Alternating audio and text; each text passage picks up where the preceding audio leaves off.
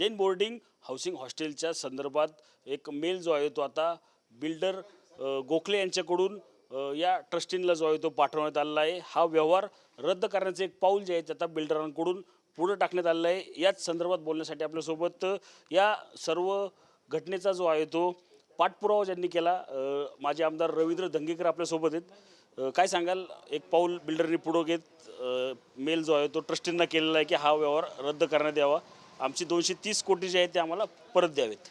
ह्यामध्ये ज्या पद्धतीने हा गतिमान बोगस व्यवहार झाला त्याची चर्चा ही सगळी महाराष्ट्रात नाही देशामध्ये घडलेली आणि ज्या महावीरांना घाण ठेवलं, त्या मंदिरांना घाण ठेवलं आणि मग ते योगी जे आहेत त्या योगींनी प्रचंड याच्यामध्ये काम केले आणि त्यांनी ते मोर्चा काढणं, बाकीच्या समाजामध्ये चळवळ उभी करणं आणि ही मोठी ताकद त्यांनी उभी केली तर खरं यश ह्या त्या योगींना आहे। आणि आपण एक धर्माचे कार्यकर्ते आहेत, एका परिवाराचे कार्यकर्ते, कुटुंबाचे कार्यकर्ते, पुणेकरांचे कार्यकर्ते आहेत।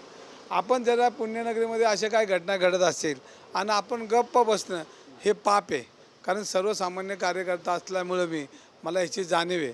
आणि आपण जर गप्प बसलो तर पुण्यामध्ये मग भविष्यात लिहिणाऱ्या इतिहासामध्ये एवढी मोठी घटना होत असताना पुण्यामध्ये कोणच नाही बोललं तर त्या सगळ्यांमध्ये आपलं नाव घेता कामा नये। त्यानंतर लोकांनी आपलं नाव घेतलं कारण की काहीतरी एक कार्यकर्ता आपल्या पुण्याच्या शहरासाठी, पुण्याच्या एक उंची वाढवण्यासाठी भांडला आहे ह्याची नोंद आपली कायम राहील। आणि म्हणून मी कायम ते भांडत होतो। आजचा जरी हा आज मेल पाठवला असेल तरी अजून मला भरोसा नाही, जोपर्यंत हा व्यवहार रद्द होत नाही तोपर्यंत मी गप बसणार नाही। पण आमचे नेते एकनाथ शिंदे साहेब, दुपारी आपण भेटलो तिकडे, शिंदे साहेबांनी मला 2 दिवसात हा तोडगा निघणं असं आश्वासन दिलं। आणि मी तुम्हालाही म्हणलो की आज मी आनंदी माऊलींच्या देवळामध्ये मी उभा आहे आणि माऊलींच्या देवळामध्ये एकनाथ शिंदेंची वाणीतनं ते निघलं की तुमचं काम होणार आहे, म्हणून मी दुपारी तुम्हाला बोललो, म्हणजे त्यामध्ये आपण बोललो आहे। आणि मग मला इतका आनंद झाला की आज माझं काम होईल। आणि मला त्यांनी एक सूचना केली की 2 दिवस तुम्ही काय बोलू नका, 2 दिवस थांबा, तुम्हाला आम्ही तोडगा काढून देतो। आणि मला आनंद झाला, मी आनंदी तुम्हालाच म्हणलो। आणि मला आज त्याची प्रक्रिया आता दिसते माझ्यासमोरच। मंत्र्यांच्या PAचे फोन येत होते साहेबांना, मी बसलो होतो, साहेब म्हणले उदय सामंत साहेबांना बोलवलं, उदय सामंत साहेब म्हणले तुम्ही बसून हा विषय मिटवा आणि ते मंदिर त्या संस्थेला कसं द्यायला आपल्याला मदत करता येईल हे करा, कारण देश आणि धर्म हा आपल्या दृष्टीने महत्त्वाचा आहे। ह्याच्यामध्ये काय झालं असेल तर त्यांना माफ करा, पण आपल्याला ह्या रवींद्र धंगेकरसाठी आपल्याला ही लढाई थांबवायची। आणि धंगेकरांचं जे म्हणणं आहे ते म्हणणं एकदम रास्त आहे। आणि ह्याच्यामध्ये मला एक त्यांनी सूचना केली की तुम्ही 2 दिवस बोलू नका, 2 दिवसात मी तुम्हाला तोडगा काढून देईन। ह्या मेलवर तुम्हाला संशय वाटतो का अजून पण? जोपर्यंत हा व्यवहार पूर्ण होत नाही, आता जर ट्रस्टीच पळून गेले तर कुठं आणायचे धरून? त्यांनी दिलं पत्र ट्रस्टी, आता ट्रस्टीलाच मला माहीत नाही, ट्रस्टीनेच हा व्यवहार केला आहे, पण ट्रस्टीवर कोण विश्वास ठेवणार? जोपर्यंत ट्रस्टी येत नाही, आता हे पैसे गेले कुठं, खात्यात आहेत का खात्याच्या बाहेर गेलेत, ह्याचाही शोध घेतला पाहिजे। नाहीतर उद्या तो एक शब्द मला पैसे द्या मी चाललो, म्हणजे परत बॅलन्स शीट तशीच राहणार। जोपर्यंत हा व्यवहार पूर्ण होत नाही आणि ज्यांनी ह्याच्यामध्ये चापलुसी केली, जाऊ दे त्याला आपण सोडून देऊ, चापलुसी ज्यांनी केली।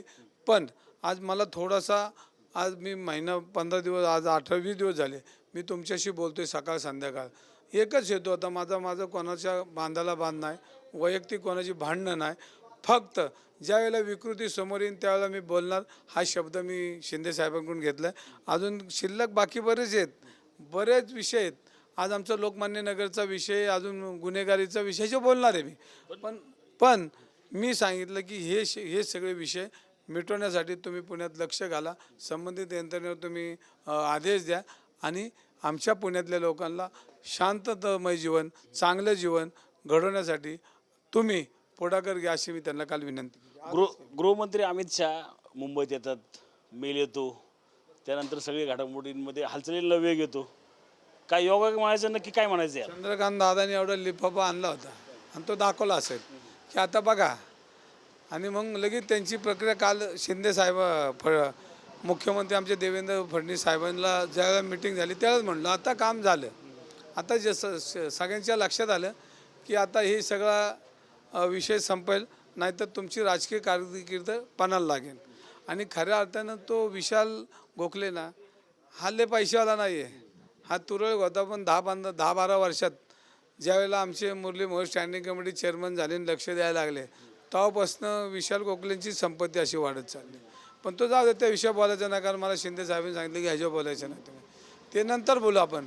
पण ह्याच्यामध्ये विशाल गोखले दिलेल्या भाकरीचा आणि सांगितलेल्या कामाचा, विशाल गोखलेले मोठा माणूस नाही, विशाल गोखलेला कुणी सांगितलं आणि नंतर कुणी काढायला लावलं ह्याच्यावर आपल्याला बोलायचं नाही.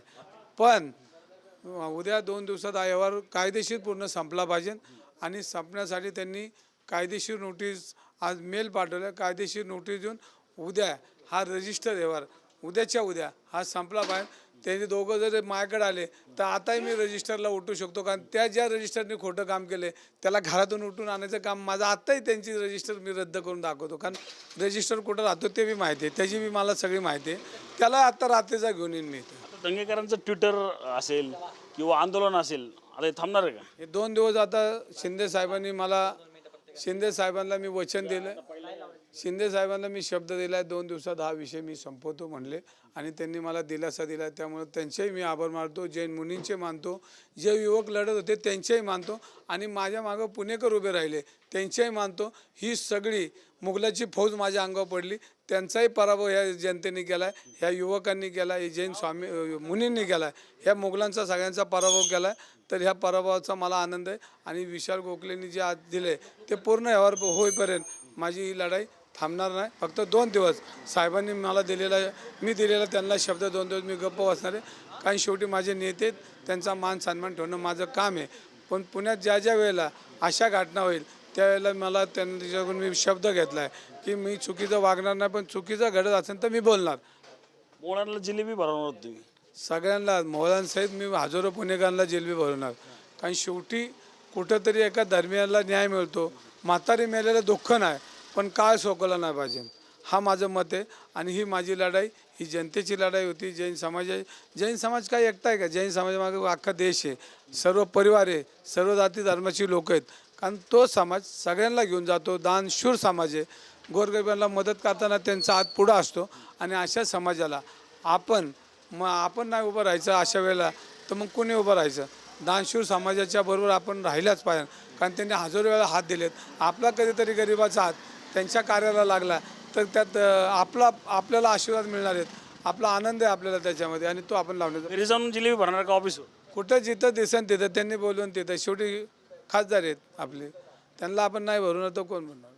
नक्कीच आपण पाहिलं तर हा व्यवहार पूर्णपणे रद्द झाला तर खासदार मोहोळ जे आहे ते त्यांना जिलेबी जे आहे ते त्यांच्या घरी असेल किंवा कार्यालयात जाऊन भरणार असल्याचं जे आहे ते आता माजी आमदार रवींद्र दंगेकर यांच्याकडून सांगण्यात आलं आपल्याला पाहायला मिळत आहे. रणजित जाधव, TV9 मराठी, पुणे.